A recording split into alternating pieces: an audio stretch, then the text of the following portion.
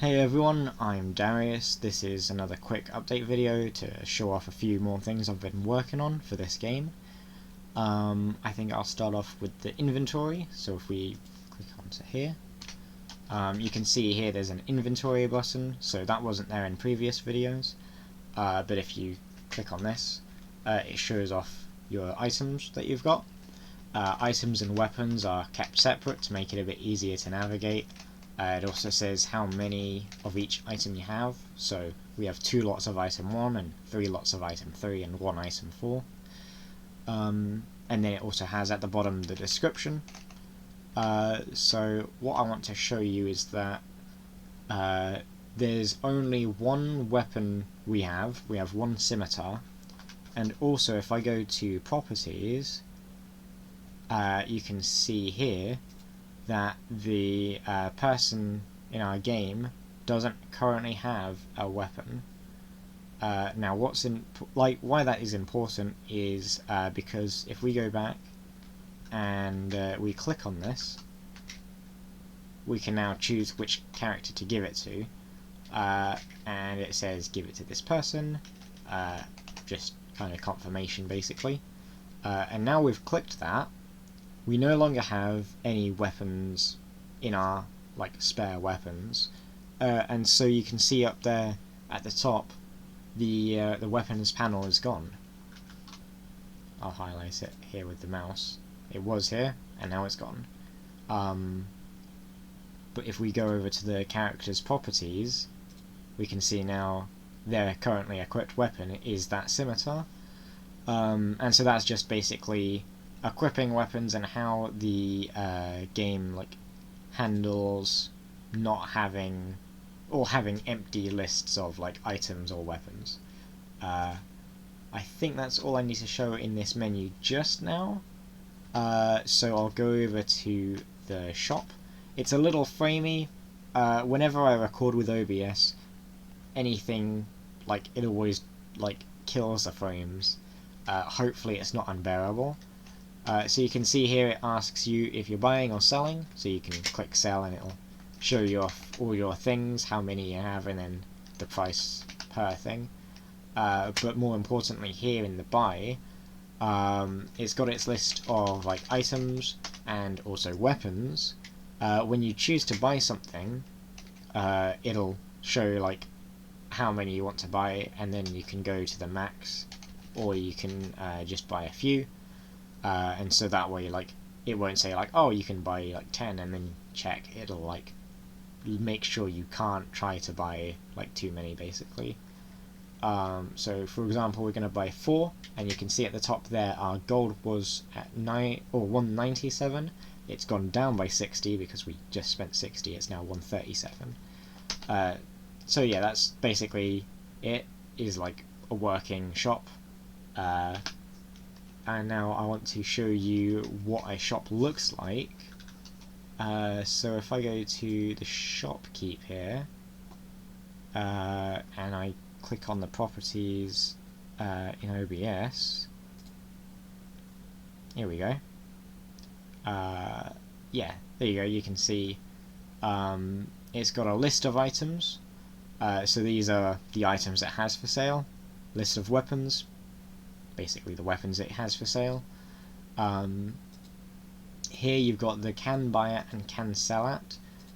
So different shops may only be able to sell things to you or only buy things from you. And some obviously can do both. So this is basically what it does.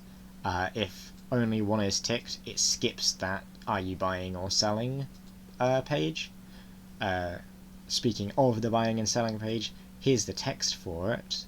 I can put it on the main screen. These are just UI elements here. But these here are basically different things that they say. And so this basically makes it different, different dialects and stuff. You might have a more polite shopkeep or a rude vendor or something. And so it makes it more customizable basically. Not every shop you go to is exactly the same. They'll say different things, they'll have different stock. You might not be able to buy things from them, they might not be able to sell or buy things from you. That kind of idea basically. Now if we go back to the game, hopefully I've explained that right, or well enough, and we go to the inventory again, I'll show you equipping weapons when you've already got one equipped. If we go to this iron sword and give it to the character, we now only have 3 iron swords and 1 scimitar, whereas we used to have 4 iron swords and no scimitars. And then if we go to the character again, and I need to change it in OBS. There you go. So you can see now he's equipped with the iron sword. So that's basically that. So like changing weapons out and stuff, it checks if you've got a weapon, and then if so, swaps them. If not, just gives it to the character. We can get back out of this.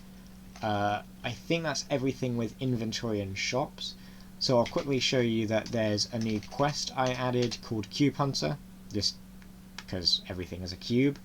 And that is currently a quest we haven't completed. However, we're gonna go complete it just here with this guy. So if I go to properties again and show you the overworld enemy, here we go. So this is the script that enemies in the overworld have, but then enemies that like are spawned in like during combat, they don't have this. So only one enemy in the team has all these info, or has all this info. So a reference to the party, if we have an enemy with a bigger party size, you can see it looks like that. Everything is just copied, so that's why they're all just E1s and E2s and stuff. But you know, once I make like actual character, like enemies, it'll be like, oh, goblin and you know slime and whatever else there are. But more importantly are these lists here. So item rewards is basically when you win this battle, you get these items. Same with weapons, you get these weapons. When you win, you get this amount of gold. And here, this Cube Hunter, any quests here, when you win the battle, then become complete as long as you've accepted them. Hopefully I've explained that. If you notice there's duplicates, and I'll show you now when beating the enemy. Oh, I haven't changed the window. I'm so sorry. Here you go. This is the winning the enemy screen. You can see up here it compiles them same as the inventory does. So all the duplicates it says ×2. And it also mentions, hey, you've completed this quest. So if we tap out of this, we can go down to quests, and you can see there, Cube Hunter is complete. So that's like another way of completing quests. So you had like you have to interact with a character, like a NPC. So like fetch quests, they had like whether or not you had to have a particular item with you or not. And now there's a way of like defeating particular enemies and all that. I think that's everything. Hopefully I've explained it well enough. So yeah, I think that's everything. Basically the system is like robust and customizable. You can add and stuff, like more things, less things, change things around. Yeah, I think that's everything. Hopefully I've explained it well enough, and hopefully I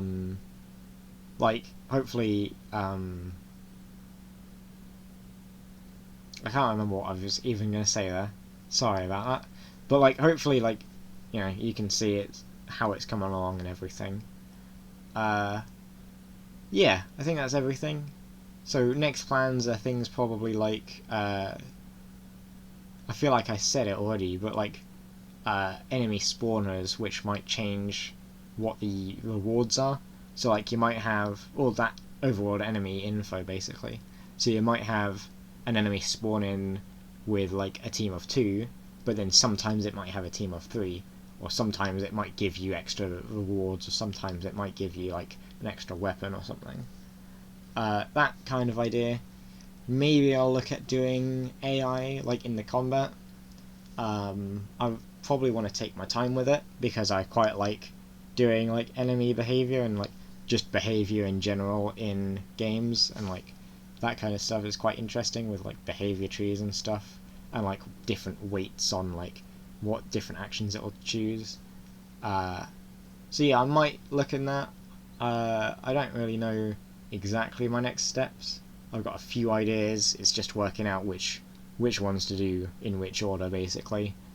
So I'll see you next time with whatever I've decided to choose. Hopefully that's everything. Hopefully it's explained well enough, and hopefully you've enjoyed. I think that's now everything. So thank you very much for like listening and watching this. Any kind of comments or questions, please feel free to put them down below. And any potential employers watching this, feel free to like give me extra feedback. You'll have my email. So yeah, that's that now. I think that's everything. So yeah, see you next time.